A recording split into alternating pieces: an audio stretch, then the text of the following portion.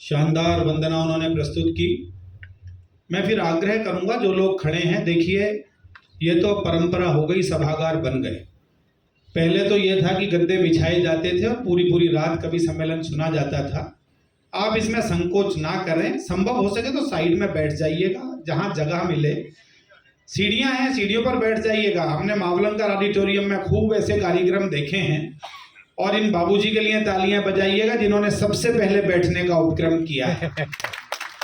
कुछ मैं कवि सम्मेलन के मंच पर आया कमिश्नर साहब 1990 में, 84 से लेकर 90 तक सुनने जाता था और जगह नहीं मिलती तो सामने बैठकर सुनता था। इसलिए ये स्थान ये कोई महत्वपूर्ण नहीं है कि हम कहाँ बैठे हैं, महत्वपूर्ण यह है कि हम इस सभागार में उपस्थित हैं और आज दैनिक जागरण के इस यज्ञ के साक्षी हैं। ये बड़ी बात है, ये महत्वपूर्ण बात है। इसलिए चूंकि अभी शुभारंभ हुआ है और वैसे भी हमारे यहाँ कहा जाता है कि बहुत अधिक देर तक खड़े रहने से पैरों में, ये नहीं कहूँगा भारी हो सकते हैं, पर तकलीफ हो सकती है, कुछ ना कुछ हो सकता है, तो इसलिए उनको भी आराम देना आवश्यक है। बहुत मन से वंदना की। देखिए इस बच्चे को प्रणाम करता हूँ, ये मम्मी पापा को साथ लेकर आया। एक इधर भी मुझे नजर आया।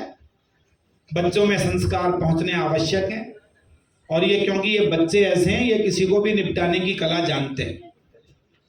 मैं दिल्ली में रहता हूँ, कॉलेज में पढ़ाता हूँ। अभी पिछले दिनों मेरे यहाँ एक मैडम ने एक बच्चे से पूछा, बेटे तुम्हारा जन्म कहाँ हुआ था?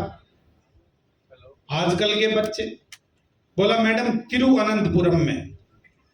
मैडम ने अगला प्रश्न किया, बेटा तिरुवनंतपुरम की स्पेलिंग बताओ। बोले मैडम फिर तो मैं गोवा में ही पैदा हुआ। तालियां बजा दो, ये बहुत आवश्यक है। थोड़ी देर के लिए दो ढाई घंटे समस्त राजनीतिक प्रतिबद्धताएं एक तरफ उतार दीजिए। आप किस पद पर हैं, आप कितने बड़े व्यापारी हैं, उसको भी छोड़ दीजिएगा, क्योंकि ये पद और मद ये आदमी के कद को छोटा कर देते हैं।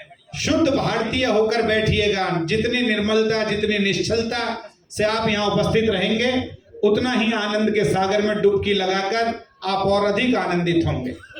मैं बता रहा हूँ, बच्चे कमाल हैं साहब। मेरे मित्र वो फरीदाबाद में पुलिस में बड़े अधिकारी, उनके लड़के का रिजल्ट आने वाला था। उन्होंने कहा अपने लड़के से, बेटे तू इस साल पास होगा, मुझे भरोसा नहीं है, और सबके सामने फेल का रिजल्ट बताकर मेरी नाक मत कटवाना, रिजल्ट इशारे में बताना। तो लड़के ने पिताजी से पूछा, डैडी कैसा इशारा? उन्होंने समझा दिया कि देख, एक विषय में फेल हो जाए तो कहना डैडी जय श्री राम। क्यों बहन जी, राम जी एक थे। 2 विषय में फेल हो जाए तो कहना डैडी राधा कृष्ण 2 थे। 3 विषय में फेल हो जाए तो कहना डैडी ब्रह्मा विष्णु महेश। मैं इशारा समझ जाऊंगा कितने विषय में फेल हो गया। अगले दिन लड़का रिजल्ट लेकर आया। पिताजी ने पूछा, बेटे क्या रहा तेरे रिजल्ट का? बोला डैडी सांचे दरबार।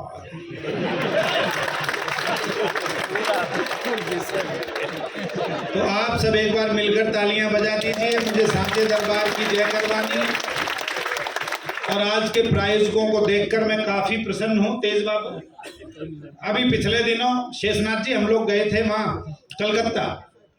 पार्ले जी वालों ने कार्यक्रम करवाया था। प्रोग्राम के बाद उन्होंने सब कवियों को एक एक पार्ले जी के बिस्कुट का पैकेट दिया। हमें बताया गया कि आज नक्षत्र वाले भी प्रायोजकों में हैं, तनिष्क वाले तो काफी कवि उसमें हैं कि समझते हैं। आजमगढ़ वाले सर को विशेष प्रणाम करता हूं। फोटो वाला तो अच्छे को निपटा देता है। आप तो बहुत समझदार लोग हैं, अनुभवी आदमी हैं। और आजमगढ़ का आदमी तो कहीं भी चला जाए वहीं कमाल करता है। आप उसे अमेरिका भेज दीजिए, 7 समंदर पार, आप आजमगढ़ से निकाल सकते हैं, लेकिन उसके भीतर के आजमगढ़ को बाहर नहीं निकाल सकते। वो जहां जाएगा करिश्मा करेगा।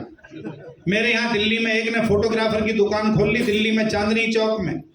उसके पास चला गया एक फोटो खिंचवाने। बोले भैया पासपोर्ट साइज का ऐसा फोटो खींच दे जिसमें सिर भी आ जाए, जूते भी आ जाए।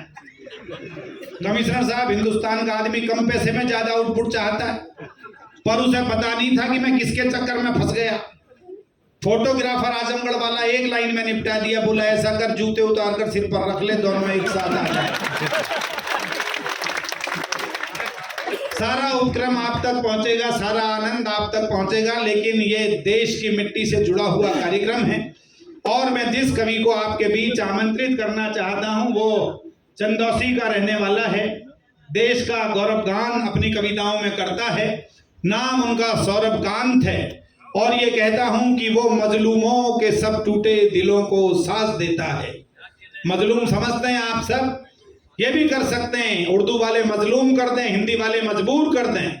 वो मजबूरों के सब टूटे दिलों को सांस देता है, वो अपने शब्दों को हर पल अलग अंदाज देता है। ये अपना देश बसता हर घड़ी दिल में सदा उसके, वो हर पल देश की धड़कन को ही आवाज देता है। एक बार भरपूर तालियों से स्वागत कीजिएगा, सौरभकांत हमारे बीच उपस्थित।